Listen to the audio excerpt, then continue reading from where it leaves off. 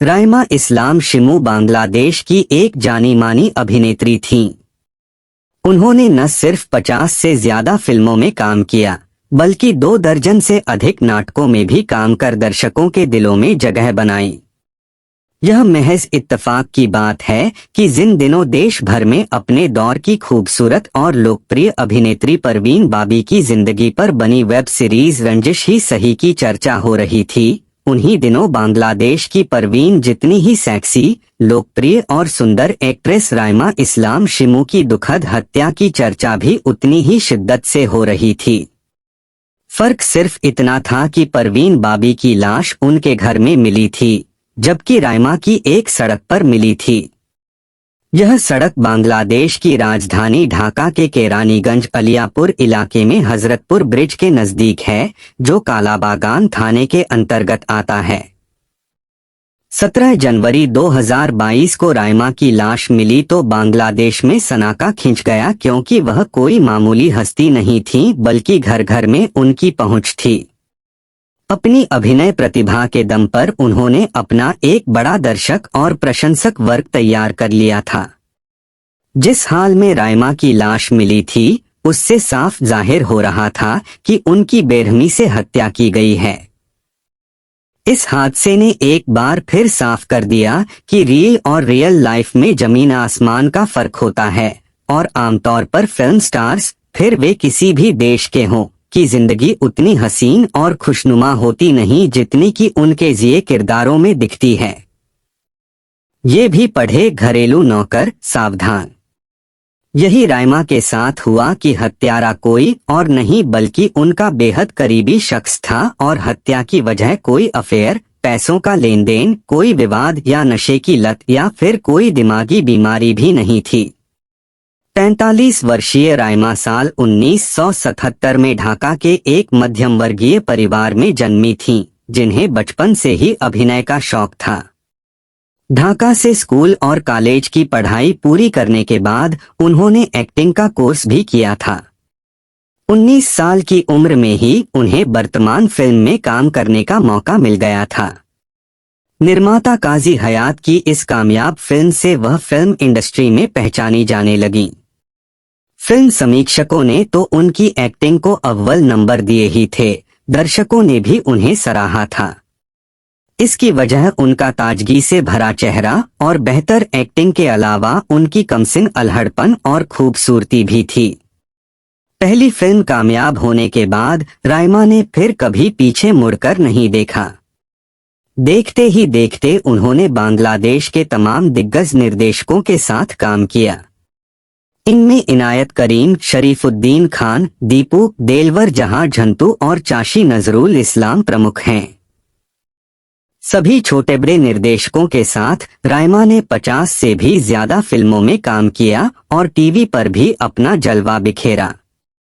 लोगों के दिलों में बसी थी राइमा। छोटे पर्दे पर आना उनकी व्यावसायिक मजबूरी भी हो गई थी, क्योंकि बांग्लादेश के लोग भी टीवी धारावाहिकों को ज्यादा तरजीह देने लगे हैं। राइमा ने कोई 25 धारावाहिकों में एक्टिंग की, जिससे घर घर उनकी पहुंच और स्वीकार्यता बढ़ती गई। बांग्लादेश फिल्म इंडस्ट्री के लगभग सभी बड़े नायकों के साथ उन्होंने काम किया। खासतौर से अमित हसन, बप्पा राज रियाज, शाकिब खान, जाहिद हसन और मुशर्रफ करीम के साथ उनकी जोड़ी खूब जमती थी। राइमा आला कारोबारी दिमाग की मालकिन थीं, इसलिए उन्होंने खुद का प्रोडक्शन हाउस भी खोल लिया था, जिसके तहत कई टीवी सीरियल बने थे। अलावा इसके वह फिल्म पत्रकारिता भी अर्थ को था द नेशनल बिजनेस मैगजीन के लिए करती थीं।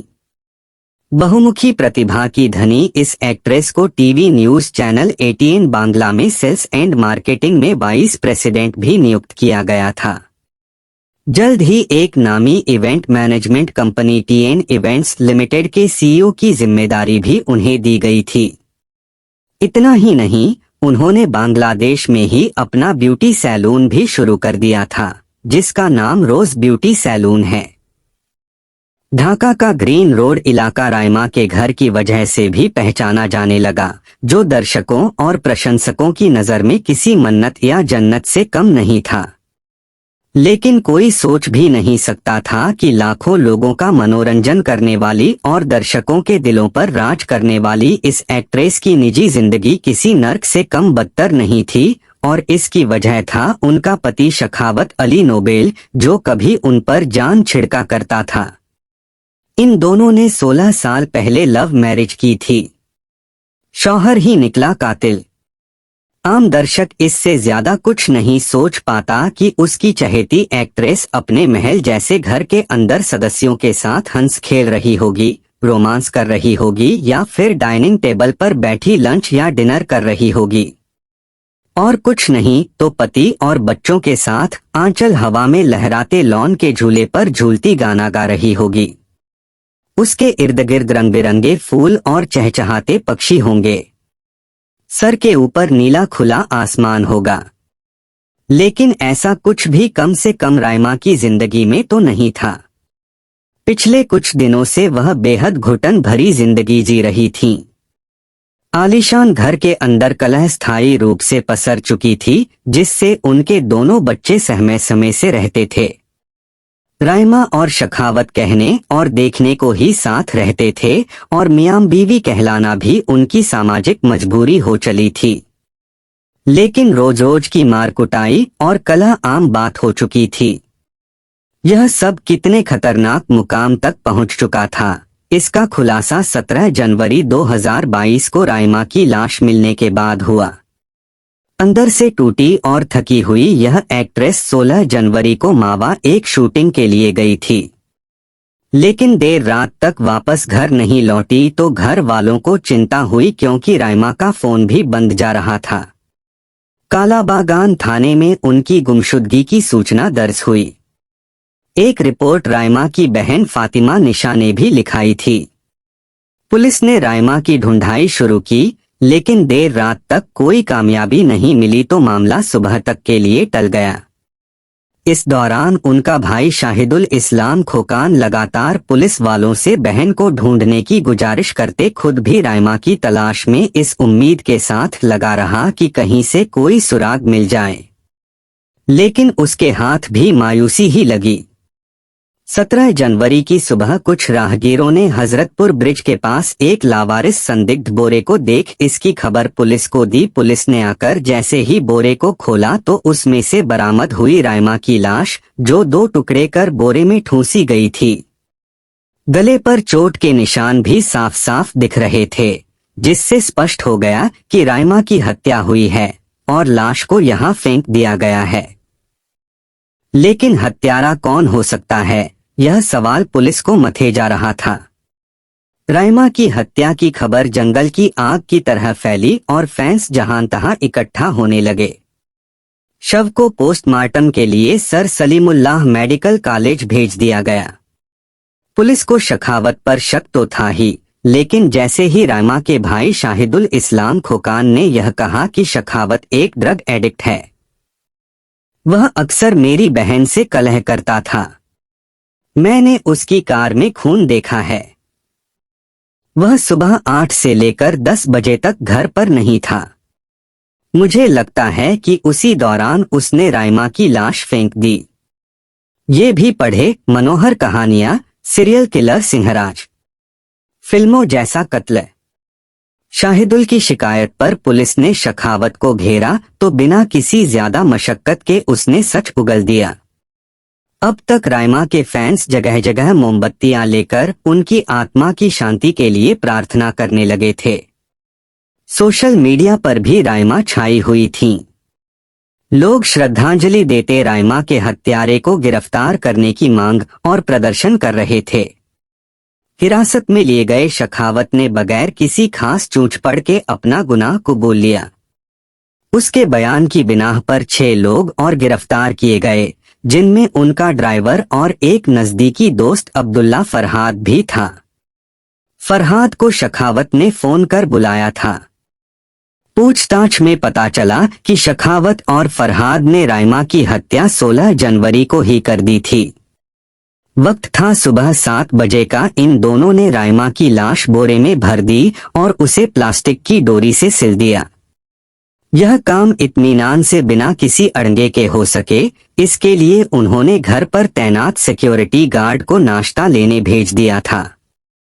घटनास्थल से बरामद डोरी शेखावत के गले का फंदा बनेगी, यह भी तय दिख रहा है, क्योंकि जब पुलिस टीम घर पहुंची थी तो इस डोरी का पूरा बंडल वहां से बरामद हुआ था, जिससे शक की कोई गुंजाइश नहीं रह गई थी।